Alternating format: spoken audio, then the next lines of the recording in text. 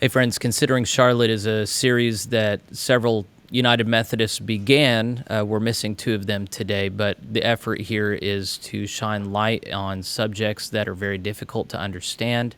The United Methodist Church is a denominational body that has accumulated a lot of things over the last couple centuries, and in order to understand the current milieu, especially as you come to the next General Conference in April, there's just a lot of things to understand, especially for delegates, and we do hope that delegates watch this. But there's a lot of history here that is not fully appreciated. There's a lot of theology that might get kind of gummed up in the works as people are talking about it.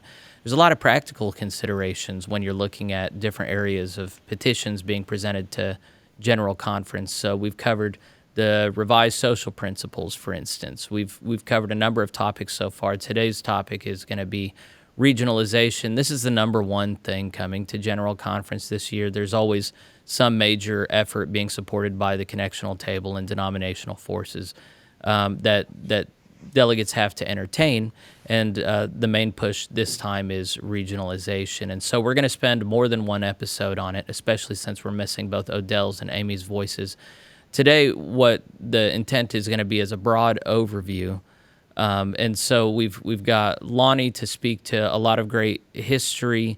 We've got Simon to speak to the international context. We've got Joe also to speak to some great history. So this will be just kind of a foundation to the following conversations that we have on regionalization.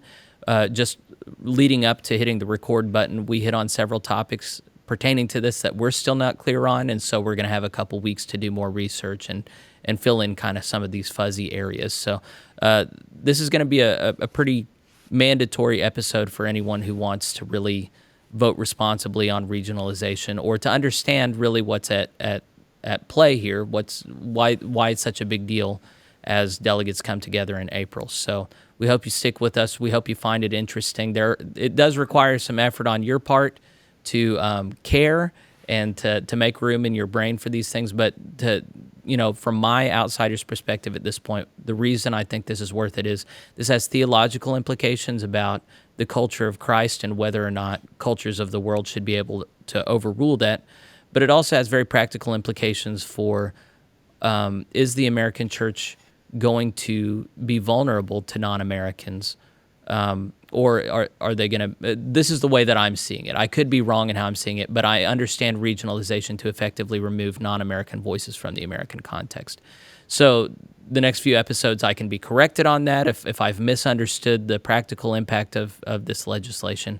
But if that is a reality of this, then people need to think through the implications of that on the front end so that it's not the law of unintended consequences prevailing on down the line. So I've talked enough. What I want to do is I'm going to defer to Lonnie for his setup for the broader topic. We're going to turn to Simon to speak to what Lonnie says, and then also answer some of the concerns around how does this impact the international context.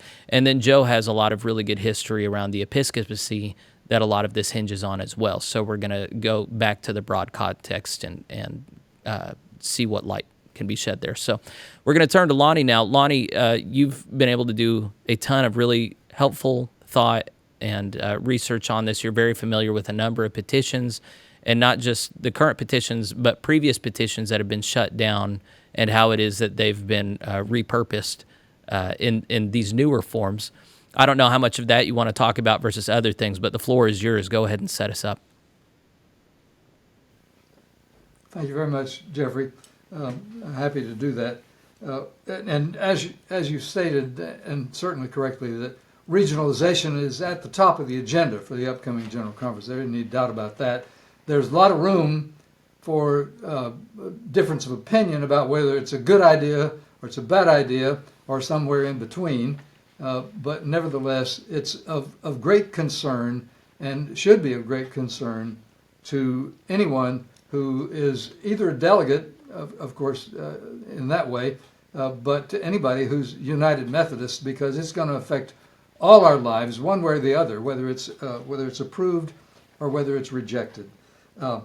We know that, for example, the Commission on the General Conference that is in charge of the agenda and setting up what we'll deal with at General Conference has stated that this is at the top of their agenda, which means it's at the top of all our agendas.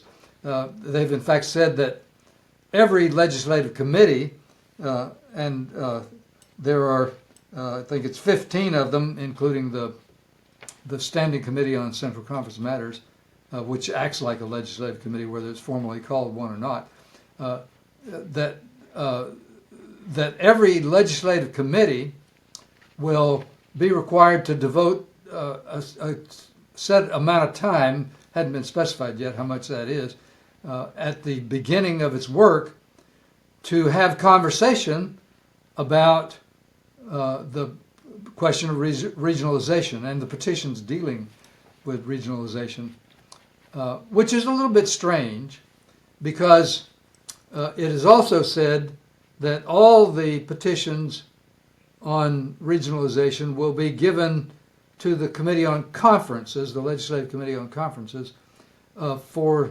the standard way in which all petitions are processed, which means that the conversations in all the other legislative committees will be informational. That is to say, the only one of the legislative committees that will make a formal report and recommendation to the plenary session of the General Conference will be the Committee on Conferences. What impact then these, I'm going to call them sidebar conversations because that's what it in effect looks like they are, will have on the plenary sessions, we don't know.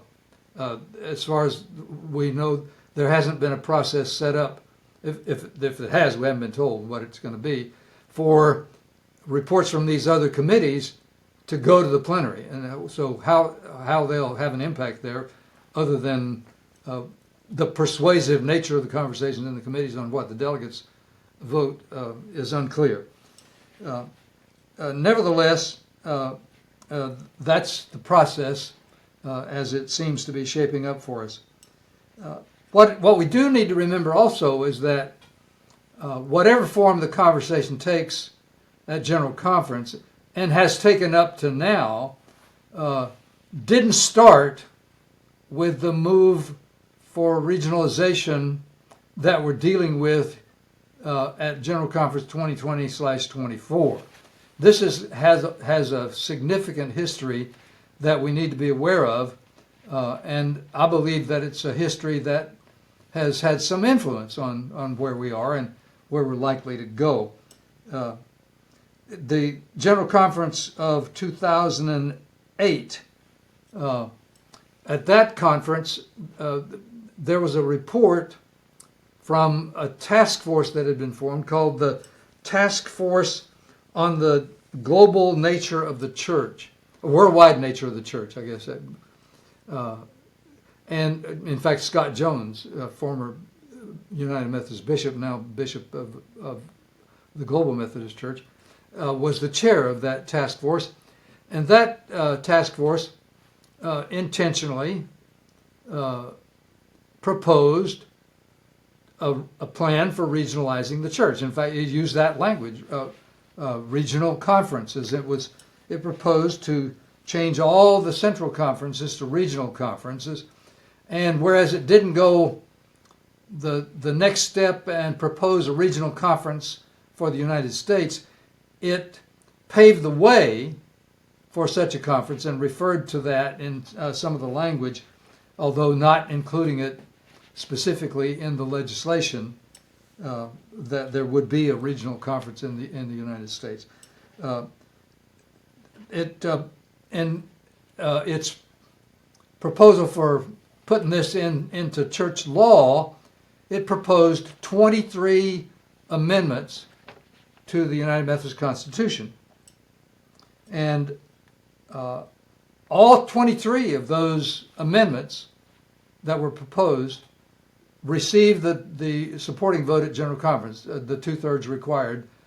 But when it went then for ratification to the members of the annual conferences, it was rejected, and it was rejected fairly soundly. All 23 of them were rejected. There were none of them carried. In fact, in some of the African annual conferences, the votes of the members there were unanimous. They voted as a block to reject all 23 of these amendments. So that's where we were at that point. That was in 2009 that the ratification votes were reported as for rejection of that idea at the time. The next step, as far as I can remember, and my research shows, was in 2014. At that time, Adam Hamilton, the pastor of the Church of the Resurrection in Leawood, Kansas, a suburb of Kansas City, I'd say famously, published a paper on his website called "A Way Forward for a United Methodist Church," where "united" was italicized to emphasize that it was his vision for how the United Methodist Church, in this time of significant division, primarily over the issue of how we include LGBTQ people within the ministries of the church, how we could get past that barrier to unity.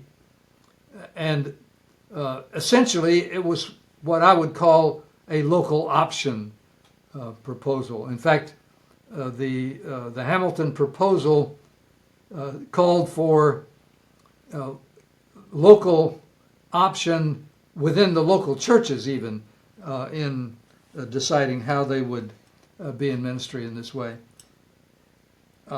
There was a significant number of initial signatories of Hamilton's proposal, so it wasn't Adam alone making this proposal. And on the website where the idea was presented, there was an invitation for others to sign on, and that signatory list has been since taken down from the web. But I believe before it was pulled down, he had somewhere up to around 10,000 or so supporters for this idea. And whatever else we think of regionalization as doing, the shorthand that is shorthand for understanding of local option, and local meaning something other than the church as a whole, meaning maybe you were talking about here regional conferences or jurisdictions or central conferences, or even down to annual conferences in the local churches. But local option, anyway, in this. As far as I know, the Hamilton plan for a way forward was never formally put into legislative form itself, but there was lots of legislation that came out of that, in my judgment, using it as its inspiration. For example, I think to some degree, and to some significant degree, in fact, the One Church plan, that was one of the plans put forward by the Commission on a Way Forward, was probably, in one sense, a direct outcome of the Hamilton plan for a way forward. I don't think it's even accidental or coincidental that the name of that commission was a Commission on a Way Forward, using Hamilton's language, a way forward for a United Methodist Church. So that heritage is important. Then further, in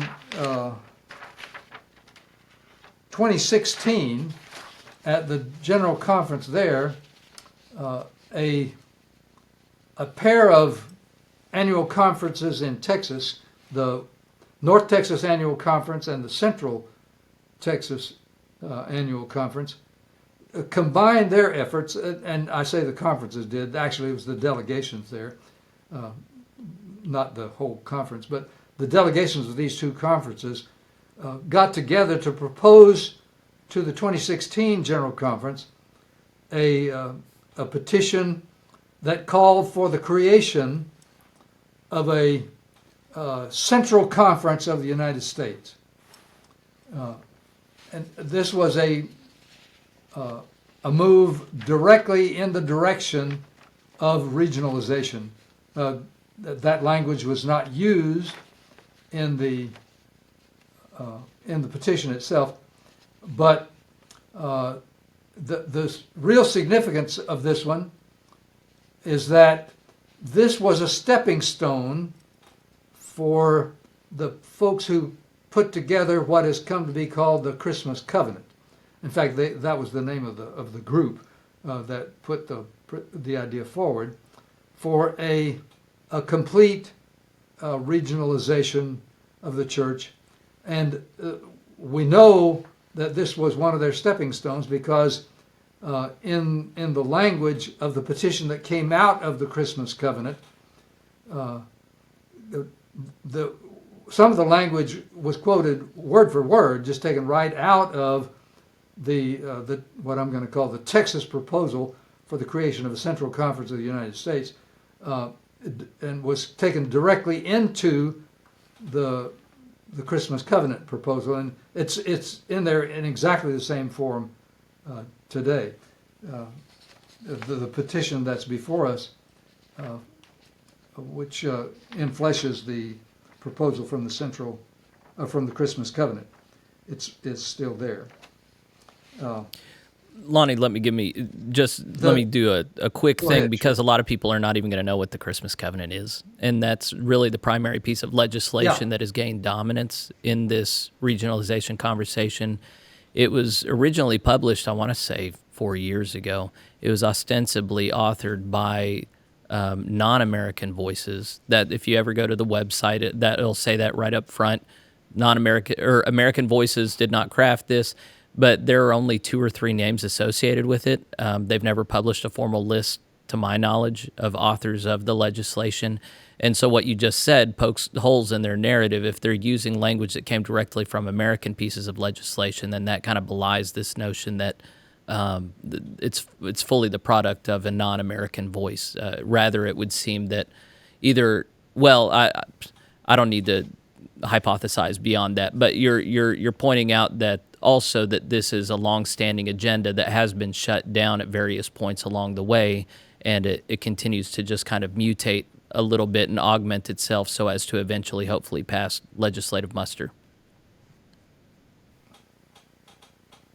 Well, let me make what I think might be corrective, Jeffrey. The list of the members of the original Christmas Covenant is available, and I think there were like 12 or 14 of them. I don't remember how many exactly, but the names of the people who originally committed to the Christmas Covenant, which was not a legislative concept originally, mind you. It was a proposal in concept. Legislation grew out of that, and the actual authors of the legislation, we may or may not have access to all of those. I'm not certain about that, but it really is not all that important in my judgment, because the people who were part of the Christmas Covenant supported the legislation regardless of whether they were authors of it or not.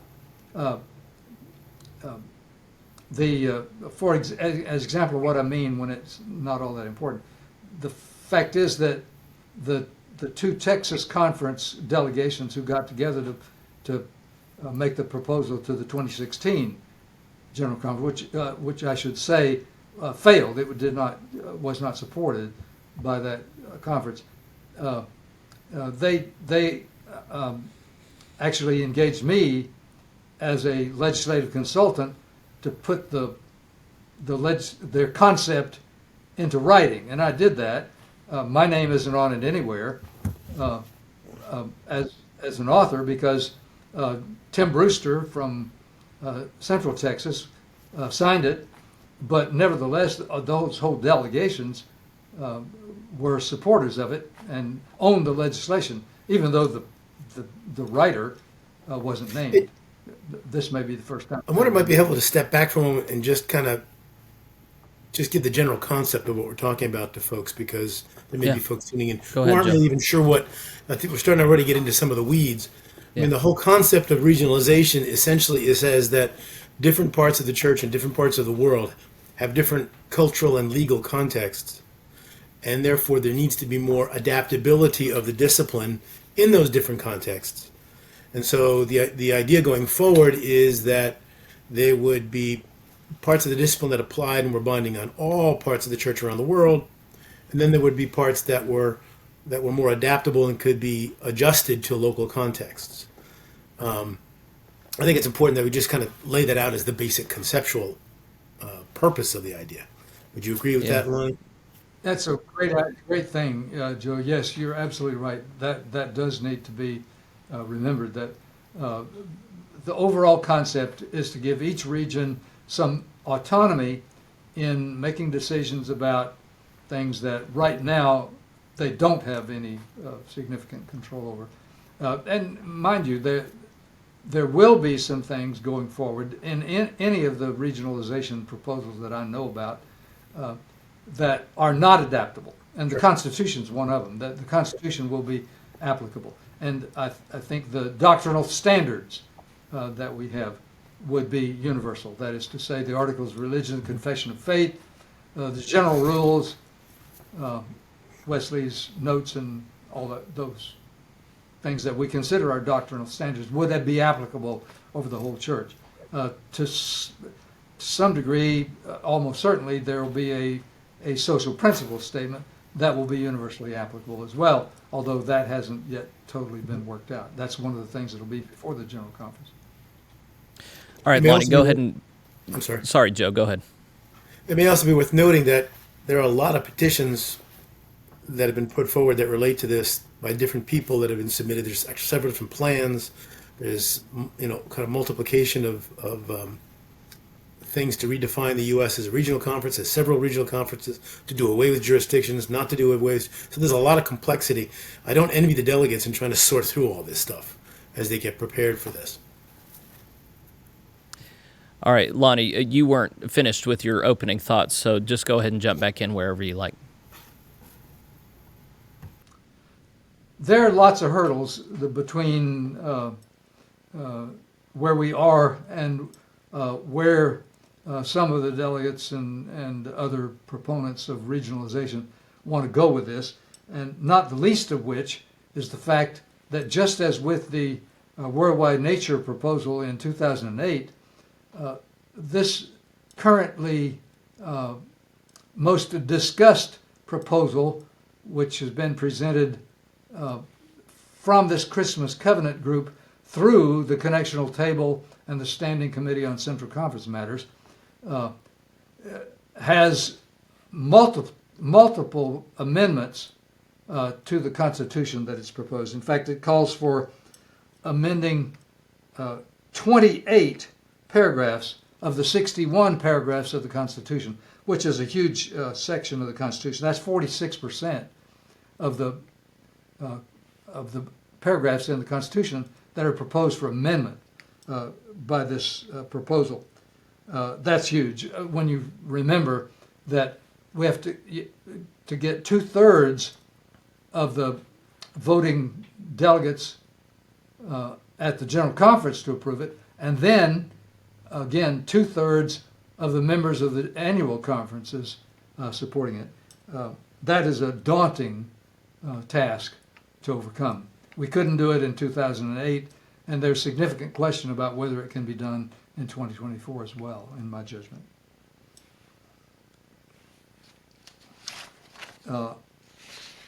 I believe that there are some other flaws, but that'll probably be something that we should save for a discussion further down the road, since we're going to spend a good bit more time on we this. are. So, Jeffrey, thank you very much. I think that's enough for me to put into an introduction. Well, so Simon has his own unique perspective, and we're going to turn to him now. And what I think a lot of this hinges on, I mean, as you've already highlighted, this is a very invasive piece of legislation that reworks the Constitution significantly, has huge implications down the line for how the denomination functions. it's ostensibly to solve the problem of an American-centric denomination that doesn't provide for enough latitude for non-American conferences to minister to their context locally. It hasn't been clear to me and many and some others that this is actually a need worthy of this much attention, especially when you're talking about budgeting and Episcopal shifting that needs to take place after losing a third of their churches. It seems like, well, to be frank, I and many others have advocated the position that this is a Trojan horse, that they are using the voices of non-Americans and the obvious American-centric layout of the denomination to actually create a situation in which they are erecting barriers between America and non-American regions, where America will finally not have to deal with, say, the African voice in keeping them from liberalizing the human sexuality position. That's what I've become quite confident all this is really about, and they're using this language of fairness and concern for international voices actually to mask the real agenda, which is to liberalize the sexual ethics position of the denomination. So, and we'll have several more weeks to correct me on that if I'm just completely off base on that. But with Simon, I think what Simon can do is speak to the international context, especially. I think Simon would agree with all of us that yes, the Book of Discipline is clearly centered around America for obvious reasons. It started off in America and then has been exploding in other areas while it declines in America. But are there ways in which the Book of Discipline has limited non-American central and annual conferences from doing ministry? Is this really a need that you or other voices in Africa or the Philippines or Eastern Europe have been able to point to and say, yes, we need this regionalization language so that we can do whatever? So Simon, speak to that, speak to what Lonnie has said, and then bring your own points that you think are important for the beginning of this conversation. Thank you very much, Jeff. And thank you, Lonnie, for all those insights and that historical background on the regionalization issue. Let me reiterate that as you were tracking this history of the regionalization, you have actually said that it was consistently rejected at General Conference since 2008, 2012 in Tampa. You know, we had done everything to try and restructure the denomination, and it counted to naught. And remember, the international delegates were part of this rejection of this concept. Up until 2019 at the special session, it continued to be rejected.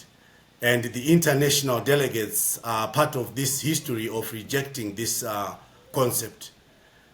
And from some of the international delegates, they don't see much change in terms of what is being brought in regionalization.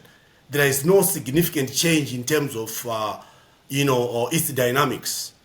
It's like we are trying to do the same thing in the same manner, expecting different results. And I see that not quite working as we go to General Conference. As we are trying to make our delegates see these things from an international perspective, these are the arguments. Number one, internationally, our delegates seem to see the biggest problem as the issue, obviously, on liberal theology and maybe starting from this sexual ethics. They know, obviously, undergirded by theological interpretation and understanding. Right? And if that is not addressed directly, international delegates will continue to have problems. And in the words of some of the leaders from Africa, they are saying, if we agree to the concept of regionalization, particularly on the issue of human sexuality or the sexual ethics, maybe changing definition of marriage, allowing geographical parts of the denomination to do same-sex marriages, some do not. They are arguing that once we agree to do that, then in their understanding and interpretation of scripture, they are saying we find ourselves guilty of internationally endorsing sin. This is how they interpret it. Because we are agreeing to say you can go ahead and do something which they believe is wrong. When they are supposed to say, no, I'm supposed to rebuke you as a brother's keeper, that this is not the understanding that we have. And they call it, the other brother was saying, we cannot regionalize the Bible. Because now we are saying there are certain verses in the Bible that apply only to certain geographical parts of the denomination, and certain verses in the Bible that only apply in certain geographical parts of the... This is how they describe it. And I see it making sense, because there is a certain understanding that we expect to be across the whole denomination, especially the foundational theology, those cardinal issues that bind us together. I do not see how a definition of marriage should be different within one denomination. I don't get that personally. And this thinking is also in a lot of African delegates, to say how can we have two definitions, for example, in one of marriage in one denomination, or says different practices of the same thing in the same denomination. So this is where some of the international delegates are coming from. That, we have not seen any significant change in the things that have caused the rejection of the concept since 2008. We are simply changing its name. We talked about, for example, there is a lot of talk in the Christmas Covenant about decolonizing, some of these concepts, trying to fight racism, because some of the names and concepts, they remind us of those things, colonization, racism, and things like that. But to my surprise, the jurisdictions, they remain intact with the same name that they are jurisdictions. Yet if you go into the history, there are some colonial connotations about jurisdictions that we all know. So if we don't decolonize that, then we haven't done much to what we say we want to achieve. And for example, also, if we want to regionalize the geographical divisions of the church without regionalizing the episcopacy of the church, then obviously we still have a problem, because some of the international delegates are arguing that, but look, what is happening right now in the UMC denomination, we are already in breach of our constitution and our rules with impunity. And we haven't changed those rules, but we're already living them. We are living in the breach, but we haven't changed the rules. So how do we interpret that as we go to General Conference? So our international delegates are really battling with that. And let me give you another perspective from other commentators from Africa. They are also saying, as we speak, we don't have any members still living in the United Methodist Church. That denomination called the United Methodist Church remains in the Book of Discipline, but no one is living in it. Probably you may see a few Africans, but by connection, because of connectionalism, they are also affected. So what we see now are probably three denominations. One called the United Methodist Church, which is found only in the Book of Discipline. Then what I would call the post-separation United Methodist Church, which we intend to endorse at this coming General Conference. Then, of course, the Global Methodist Church, which is trying to live what is in the United Methodist Church, which has remained in that Book of Discipline. That is the kind of arguments that you pick from the international delegates, especially from Africa. So yeah, I see quite a challenge as we go towards General Conference. How do we go through all these weeds? And how do you convince international delegates from Africa on these cardinal issues? Because yes, some people are saying, no, let's focus on many things. Don't just focus on sexual ethics. But remember, one small little thing can spoil the whole thing. The whole dough can get spoiled by just a drop of the wrong ingredient. These are the things that can spoil all the debates that we may do and the voting that we may do, can be messed up by one single thing. So those sexual ethics issues, if they are not dealt with carefully and clearly, for some of us coming from Africa, to be specific, I see big challenges passing this regionalization and general conference, more so when it has such a high threshold in terms of passing it at general conference, then a ratification vote for all the annual conferences within the whole connection. I see that as a mammoth task. And I'm also urging, maybe reminding us that as we talk about the regionalization as top on the agenda, I think we are also kind of ignoring that disaffiliation is equally top on the agenda, because there are people who are really looking at that. So the amount of energy we need to put should be almost the same in terms of disaffiliation and regionalization, so that when we work out in that kind of understanding and humility and love and peace, we may then strike a balance and have a win-win situation at the end of the day. Let me end there for now, Jeff. Thank you.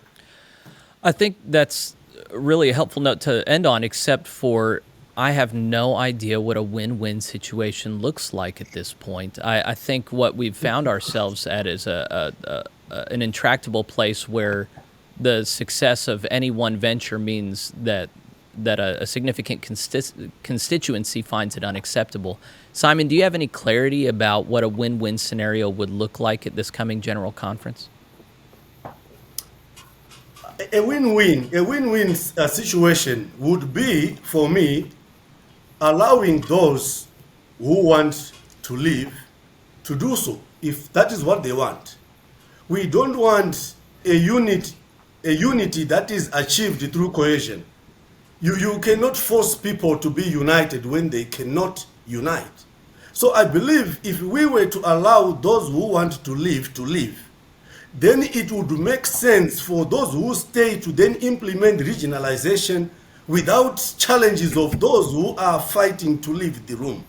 Because at least those who stay will be purely those who really want to stay and they know what they are staying for. But if we force people who want to leave to hang around, obviously they'll give perpetual challenges to those who stay, because those fights will continue to happen, and it won't be healthy for the body of Christ. That's what I would think would be a win-win situation. At least those who want to leave must leave. Those who want to do regionalization should do it without the opposition that we are facing right now, and that we will face at the General Conference. That's my thinking. That makes sense to me now. Thank you for belaboring that with me. All right, Joe, wrap this all together, and you've already helpfully interceded once, and then go ahead and do whatever you think needs to be done now, and then we'll see what's left after. Sure. There's one thing that I think probably is helpful for clarification too is the fact that after any regionalization plan passes General Conference, assuming it does, Lonnie already alluded to this, it then requires a ratification vote by all of the annual conferences globally.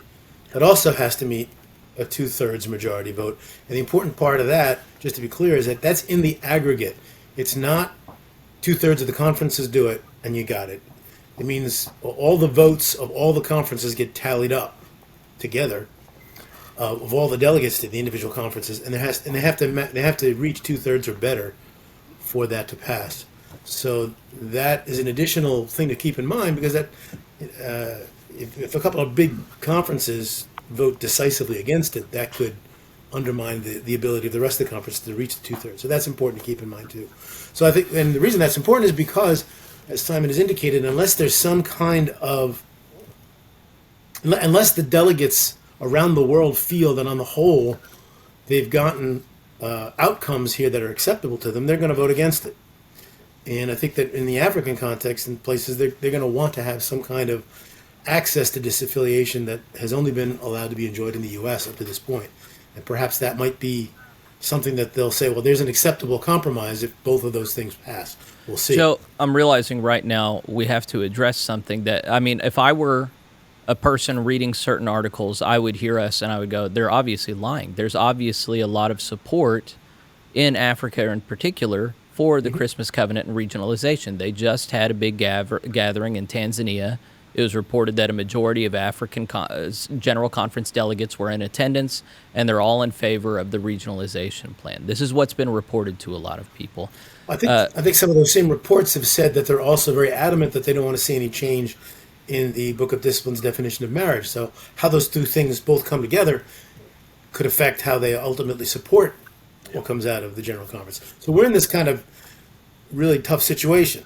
I think it's clear that a big impetus behind regionalization is, and to be favorable to it, there are things that just don't apply in other parts of the world and that don't apply in the U.S. We saw this with the social principles, for example. We had never had any reference to polygamy before because in the U.S. it wasn't an issue. It is an issue in parts of Africa. That doesn't apply directly to regionalization, but you get the idea that there are things that are going to be pressing matters in some parts of the world that are not in others.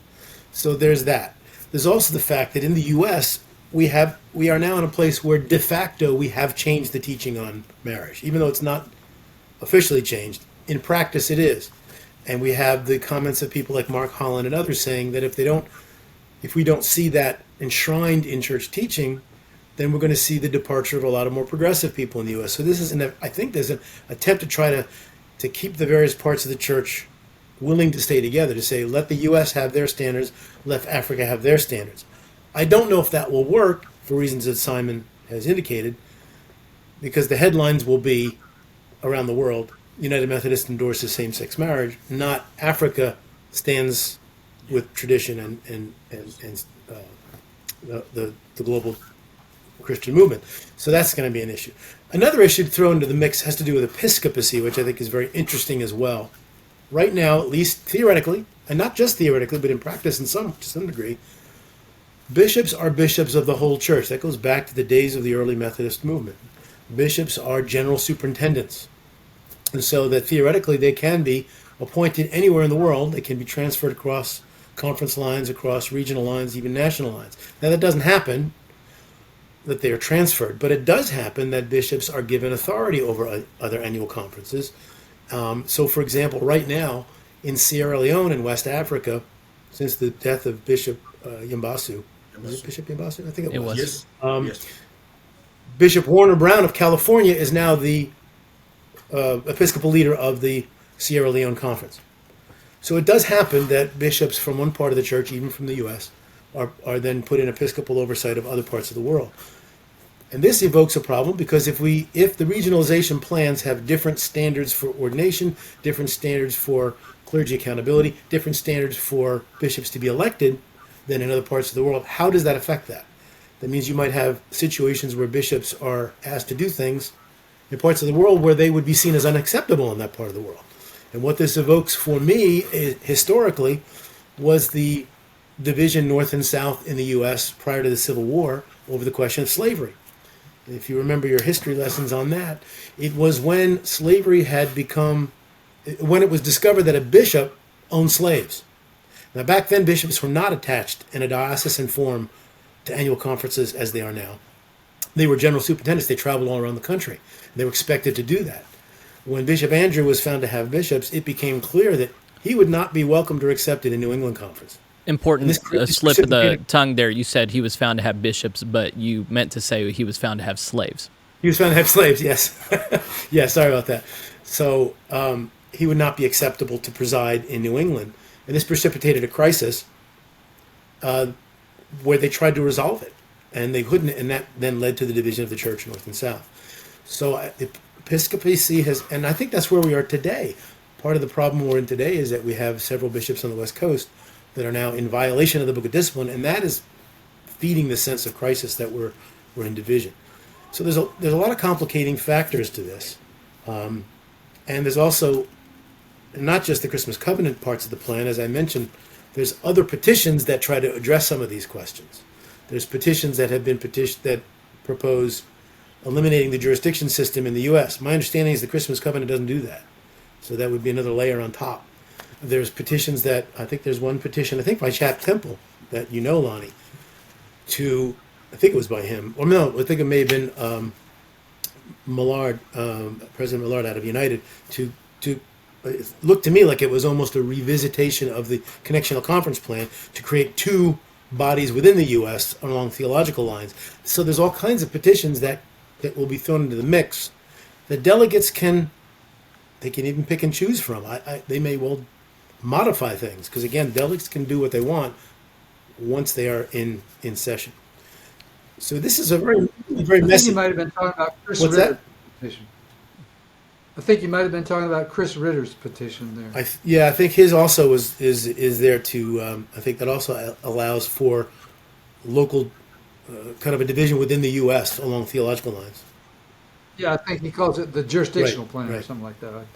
So another piece of this puzzle that we haven't explained for people who are not already in the know is the jurisdictional conference. This is a level of governing the church that's found only in America.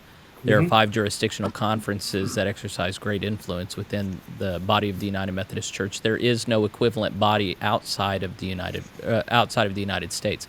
And so, as each of you have highlighted in one way or another, why it's a problem that the most dominant legislation dealing with regionalization doesn't even address that at all, but instead of removing the jurisdictional conferences and then providing these regional conferences, it just puts a whole new level of governance in the mix in America. So, which is a very strange idea in a time of great shrinkage, to add more levels of bureaucratic oversight in that way. So that's just one of many other topics that we're going to be able to speak about at length in the coming weeks. Joe, we need to turn to you for final words and then conclude for today's episode. I'm not sure I have any final words, Okay. except that I think this is going to be a lot more challenging and a lot messier when the delegates assemble than people think. Yeah, it's a very daunting task. I have no idea how they're going to do it. But also, I've never been to General Conference. It always seems to me that there are some invisible hands that decide what comes to the floor and how it comes to the floor. And it'll be very important for delegates for that reason to be educated before they get to General Conference, because there's so many moving parts, so many things gain momentum that if you don't know what they are and you have to make a decision, it's much more likely that people are going to make a decision that they regret. So we'll do our best over the course of the next 2 weeks, I think. And then we'll have other open times that we can come back to regionalization. But viewers, listeners, if you're frustrated with the fact that we really didn't lay the groundwork very well, we thank you for bearing with us. And then we'd encourage you to join us for the future episodes where we get to lay out the groundwork in a much more solid and understandable form. So thank you for bearing with us. Friends, we need to conclude today's episode, so I thank you for joining us. I want to thank you, Simon and Lonnie and Joe, each for adding your voices of expertise here and dialogue with one another. Next week, Odell Horn should be with us to add his perspective representing African-American churches in the United Methodist Church. And, of course, we want to include voices of viewers as well. So if you want to comment on our videos with any questions or analysis, I read those mainly. If you want to send an email with some more comprehensive analysis, that's at plainspokenpod@gmail.com, and I will forward those emails to these other participants so that we're all in the loop with what questions and concerns need to get answered. So we want to make this as responsive as possible to the needs of people in the United Methodist Church, and we hope it has been helpful to you. And if you agree that it is helpful, we want you to share this stuff far and wide. We want this to be a good resource for the church as a whole. So share it on YouTube or Facebook, whatever social media that you're on. Make sure that your United Methodist friends are tuned into what's going. And then subscribe so that you can see future episodes that we do. So thank you so much for being with us, and we'll see you next week.